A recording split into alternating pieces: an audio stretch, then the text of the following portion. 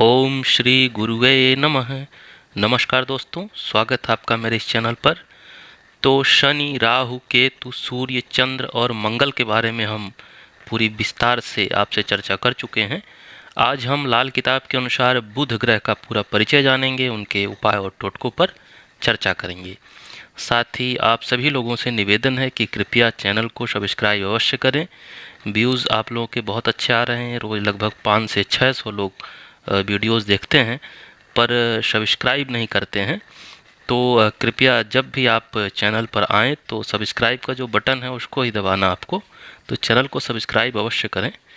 तो आइए आज जानते हैं लाल किताब के अनुसार बुध ग्रह और उसका परिचय, बुध की मैत्री और शत्रुता, उनकी काल आयु गति और उच्च नीच राशियां बुध की, साथ ही कुंडली में सुप्त बुध कब जागेगा, बुध के जो शुभ अशुभ भाव कौन कौन से हैं, साथ ही बुध के अशुभ होने के लक्षण क्या हैं और उनके कारण क्या हैं, तथा बुध को अगर आपको शीघ्र अनुकूल करना है तो उसके लिए लाल किताब के जो उपाय और टोटके हैं उन पे चर्चा करेंगे।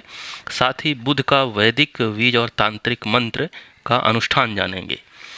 तो आइए जानते हैं। बुध जो है वो शक्तिशाली वनस्पतियों का स्वामी है। बुध का रंग हरा होता है, जैसा कि आप जानते हैं।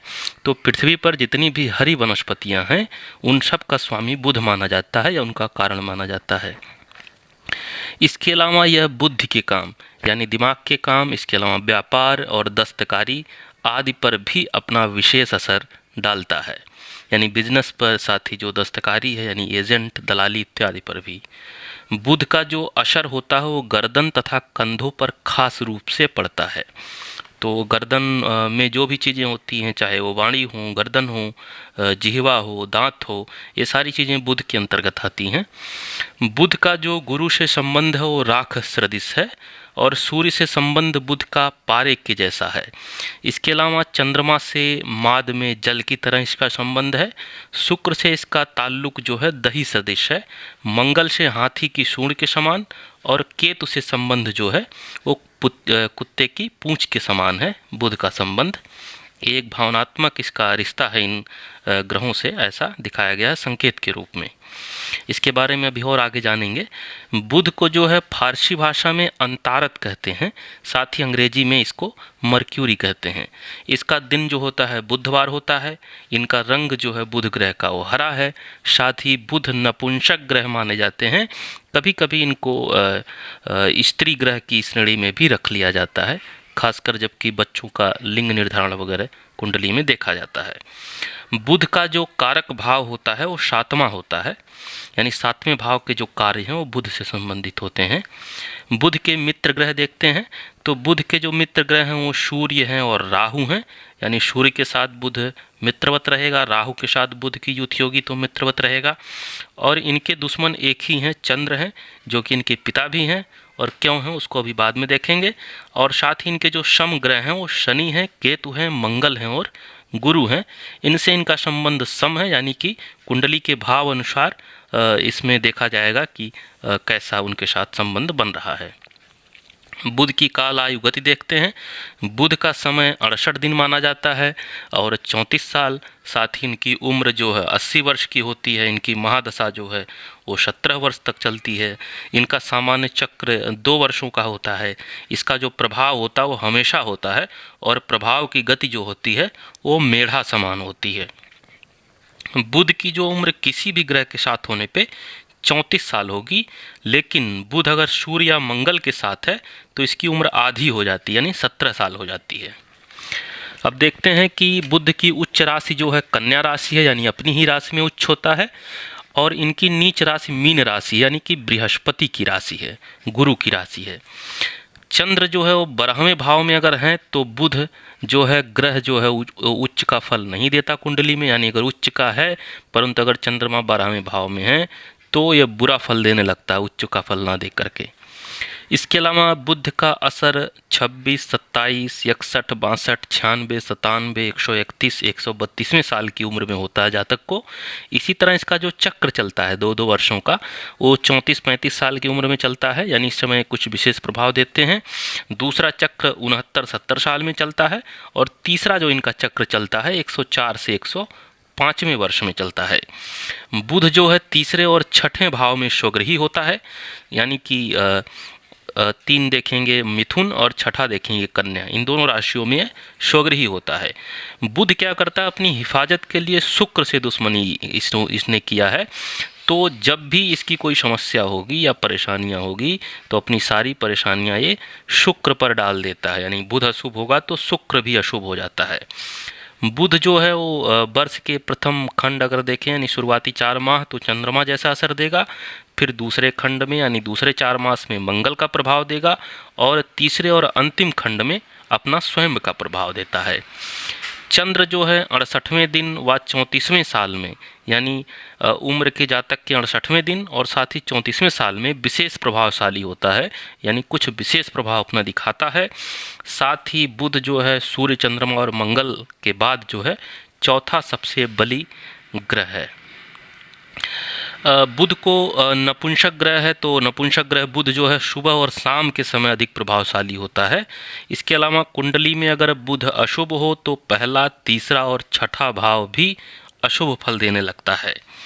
इसके अलावा सुप्त बुध है तो कब जागता है, तीसरा भाव अगर सुप्त है तो उसको बुध ग्रह जगाता है। बुध जो है व्यापार, बहन अथवा लड़की की शादी, चूँकि इन सब का कारक है, इस पर भी जागता है। साथ ही 34वें साल के बाद जागता है। बुध जो है दूसरे और 36वें साल में, यानी 2 वर्ष की उम्र में और 36 साल की उम्र में कुछ न कुछ अशुभ फल अवश्य देता है अगर कुंडली में अशुभ स्थिति में है। बुध के शुभ और अशुभ भाव देख लेते हैं कौन कौन से होते हैं। तो सबसे पहले देखते हैं शुभ भाव। पहला भाव शुभ होता है, दूसरा, चौथा, 5वां, छठा और शता, अगर इन भाव में बुध है तो शुभ माना जाता है। साथ ही तीसरे, 8वें, 9वें, 10वें, 11वें और 12वें भाव में बुध को अशुभ माना जाता है। एक सामान्य फलादेश है ऐसा। अब देखते हैं कि अगर बुध राहु की युति बन रही है और वो 12वें भाव में बन रही है, यानी कि बृहस्पति के भाव में बन रही है, तो यह भाव उसके दुश्मन ग्रह, चूँकि राहु का दुश्मन ग्रह गुरु है, तो यहाँ जो इनकी युति नीच की मानी जाती है। और जबकि बुध केतु अगर छठे भाव में है तो उच्च का होता है, क्योंकि ये बुध का अपना भाव होता है। जैसा कि आपने देखा कि बुध जो है मिथुन राशि में स्वग्रही होते हैं, जबकि कन्या राशि में उच्च के होते हैं। साथ ही 12वें यानी कि मीन राशि में नीच के हो जाते हैं, जो कि बृहस्पति का भाव है।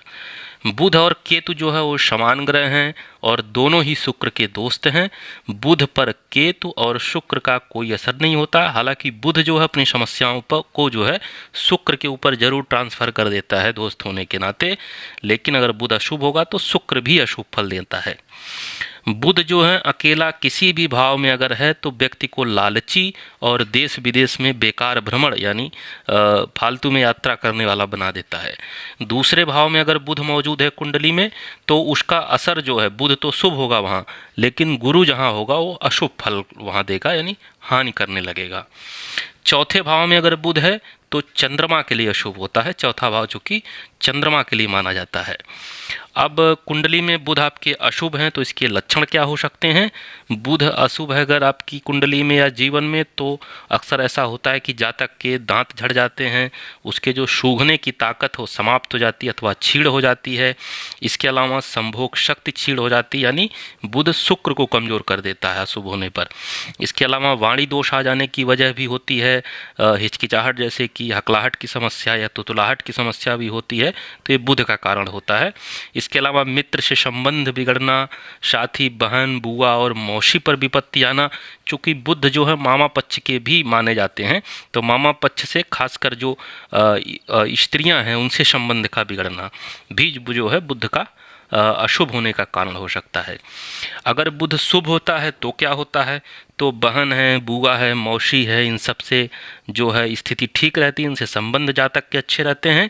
साथ ही सुंदर देह होती है व्यक्ति की, चूँकि बुध बहुत सुंदर माने जाते हैं शरीर से, इनको राजकुमार भी कहा जाता है इसीलिए।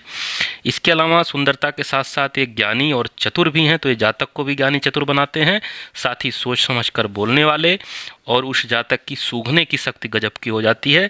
साथ ही उसकी बातों का यानी वाणी का दूसरों पर असर अत्यधिक पड़ता है। तो ये बुध शुभ होने पर भी ये सब होता है। अब जो हम पीछे बोले थे कि बुध चंद्रमा के पुत्र कैसे हैं, जबकि इनकी माता जो है बृहस्पति की पत्नी है। पुराणों के अनुसार ऐसा माना जाता है कि बुध चंद्रमा के पुत्र हैं। उनकी माता का नाम रोहिणी या उनको तारा भी कहते हैं, और रोहिणी या तारा जो हैं वो देवगुरु बृहस्पति की पत्नी थी। और बुध जो है देवगुरु बृहस्पति के शिष्य थे, यानी उनके यहाँ शिक्षा ग्रहण करते थे।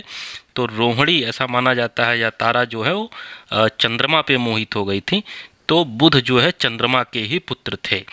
हालांकि बाद में जो बुध हैं वो बृहस्पति के साथ ही रहे, तो बृहस्पति के उनके संबंध सम हो गए, लेकिन वो चंद्रमा को अपना सदैव शत्रु मानते हैं, भले ही उनके पिता हों। बुध को विद्वान और अथर्ववेद का ज्ञाता माना जाता है। ऐसा माना जाता है कि आत्मग्लानि से जो है निराश होकर इन्होंने घनघोर तपस्या की थी, तो इनको वरदान मिला विद्वान होने का, ज्ञानी होने का। तो ये विद्वान और अथर्ववेद के ज्ञाता माने जाते हैं। साथ ही बुध का जो विवाह हुआ वो वैवस्वत मनु की पुत्री थी इला, उनसे हुआ था, और देवों की सभा में इनको राजकुमार कहा गया है।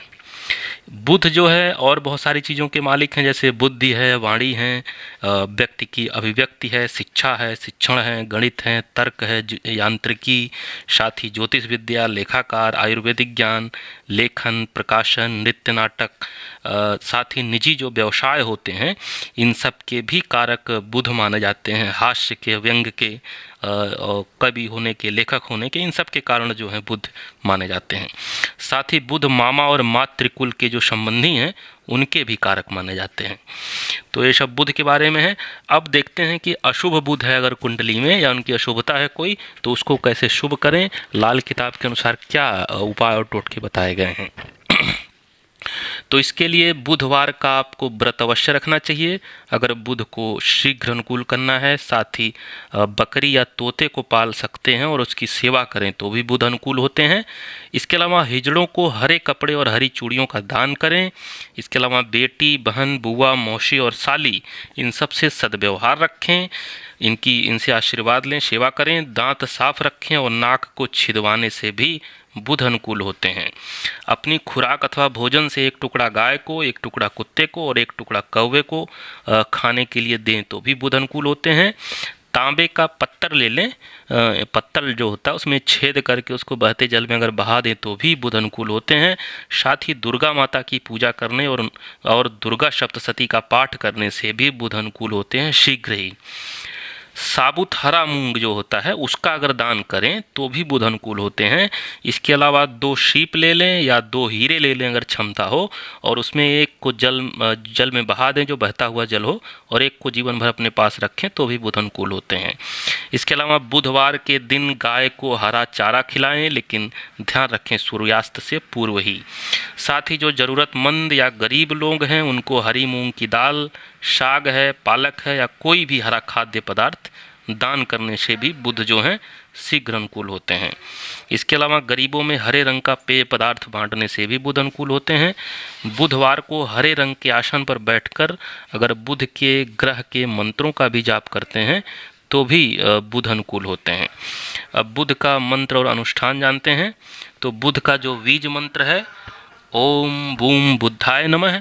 साथ ही उनका जो वैदिक मंत्र है ओम उद्बुधस्वाग्ने प्रतिजागृह त्वमिष्ठा पूर्तसरठ सृजेथा मयश्च अस्मिन् दस्मिन् दस्ते अद्युत्रस्मिन् विश्वदेवा यजमानश्च सीदत। ये उनका वैदिक मंत्र है तो इसका भी जप कर सकते हैं। इनका जो तांत्रिक मंत्र है ओम ऐं श्रीं श्रीं बुद्धाय नमः है, और इनकी जो जप संख्या अनुष्ठान की वो 9000 है। साथ ही उसका 10वां भाग हवन करना चाहिए। और अपामार्ग एक लकड़ी होती है या एक पौधा होता है, उसके चौड़े पत्ते होते हैं, उसको कहीं कहीं चिरचिता भी कहते हैं। तो इसकी लकड़ी से अगर हवन करते हैं तो भी बुध का अनुष्ठान पूर्ण होता है 9000 जप करके और इसका दशांश हवन करने से। और बुध जो है वो आजीवन एक तरह से अनुकूल होने लगते हैं उस जातक के। तो आज हमने बुध के बारे में जाना। अब अगली वीडियो में हम जानेंगे देवगुरु बृहस्पति के बारे में, उनका पूरा परिचय और उनके उपाय। तो आज के लिए इतना ही। धन्यवाद, नमस्कार।